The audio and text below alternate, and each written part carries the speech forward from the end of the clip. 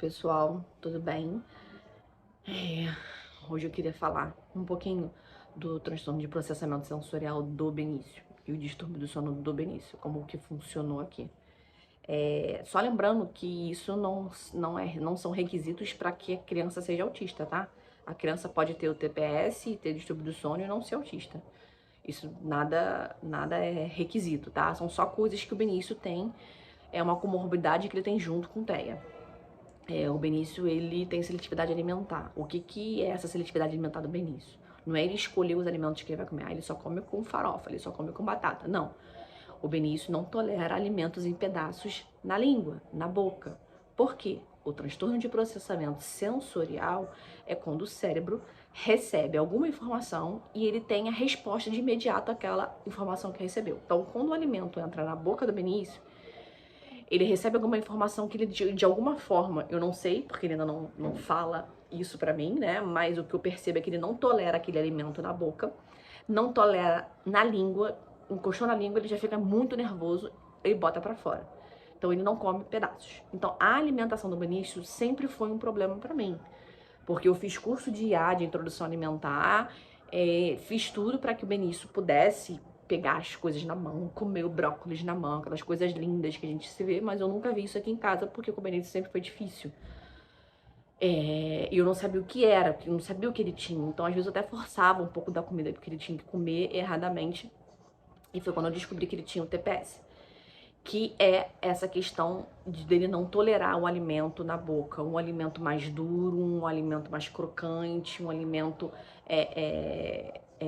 em pedaços, ele não tolera na boca, então ele joga tudo pra fora. Ah, Carol, mas meu filho é assim e não é autista, ótimo. Realmente, pode ser que seu filho tenha TPS e não seja autista, porque isso não é condição para ser autista. Só que ele tem essa comorbidade da alimentação.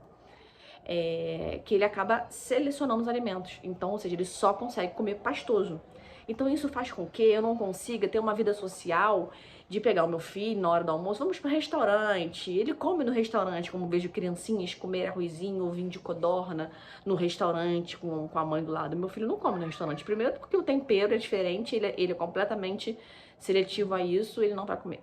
Segundo, que vai ser pedaços, por mais que eu pegue um purê e um feijão, vai ter a questão do sabor, que ele sente que é diferente e não come.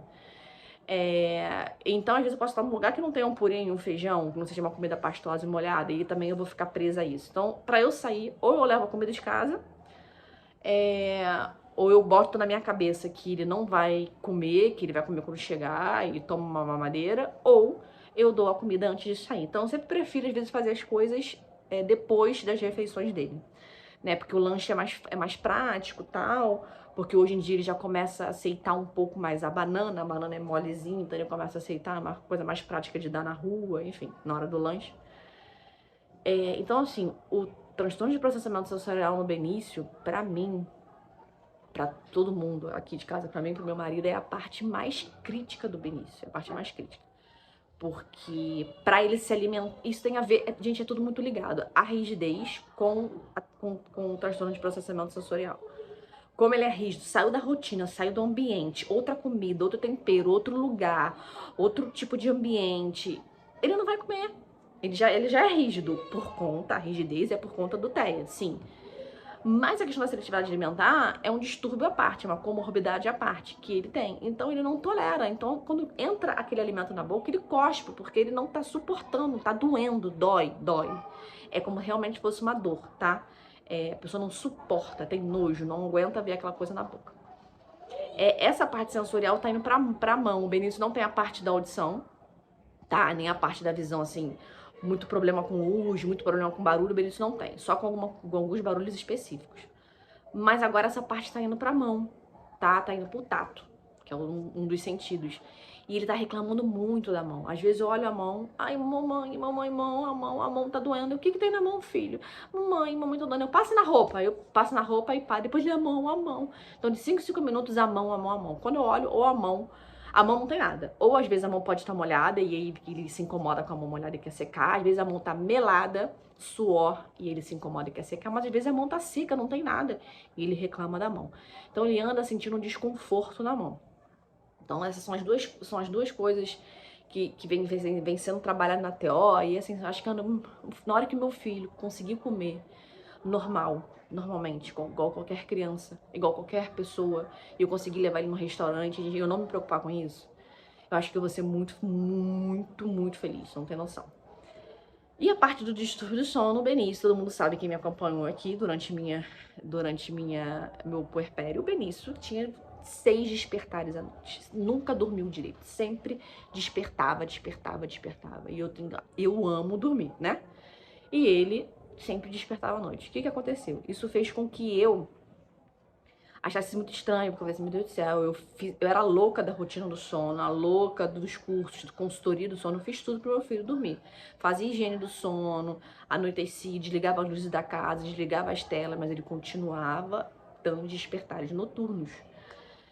E aí também descobri que não é uma condição sine qua non do TEA, mas pode ser sim, as crianças autistas podem ter problemas do sono. E o Benício tinha. E o Benício teve até 3 meses atrás. Nem comemoro muito porque às vezes volta. E agora ele anda dormindo direto. Então eu boto ele pra dormir, eu faço a higiene do sono, que é muito importante pra criança, né? A higiene, porque dá previsibilidade. Ele sabe que ele vai dormir. Anoiteceu, mamãe, tá de noite. Isso tá de noite. Então é hora de quê? De Benício dormir. Então, mamãe, a hora do Benício dormir. Eu falei, isso mesmo, meu filho, é hora de você dormir. Então ele sabe que anoiteceu, aí o que a gente faz? Ele já jantou, já fez a digestão, ele já brincou, ele toma um banho pra relaxar. Entra no quarto, a gente conversa um pouquinho, eu dou a previsibilidade do dia seguinte.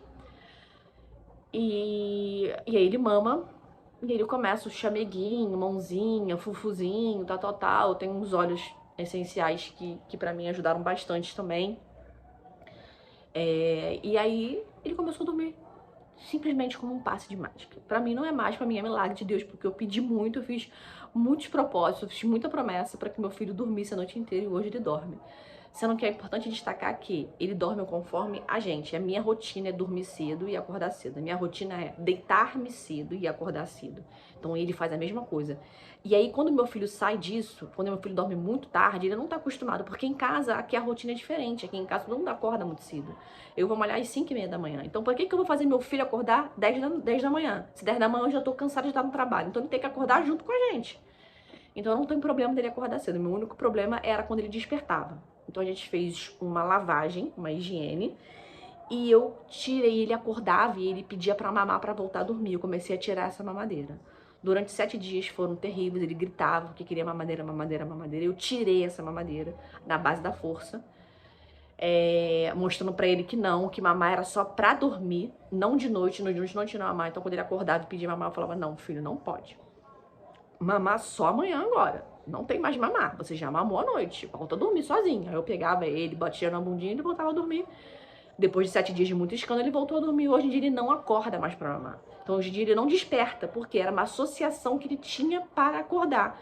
Opa, eu acordei, eu só vou voltar a dormir se eu mamar. Então ele acordava, chorava, nos chamava, a gente dava mamar e ele voltava a dormir. Isso eram 6 vezes. Às vezes eu dava mamadeira, às vezes não, mas acabava que ficava todo mundo confuso. Então eu tirei a mamadeira da madrugada, fiz esse processo que funcionou. A higiene do sono, que é muito importante. Ele sempre tem a hora certa de dormir e sempre tem a hora de acordar. Então ele sempre dorme ele sempre dorme.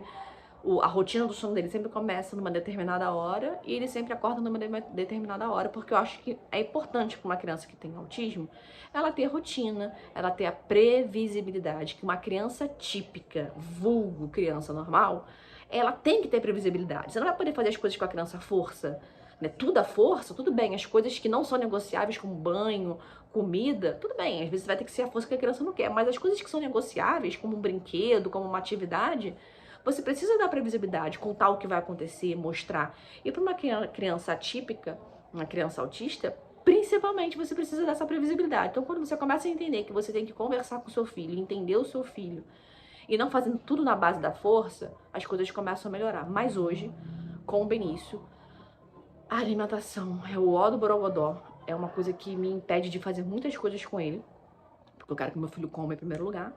E já o sono é uma coisa que melhorou bastante, graças a Deus, e é uma vitória.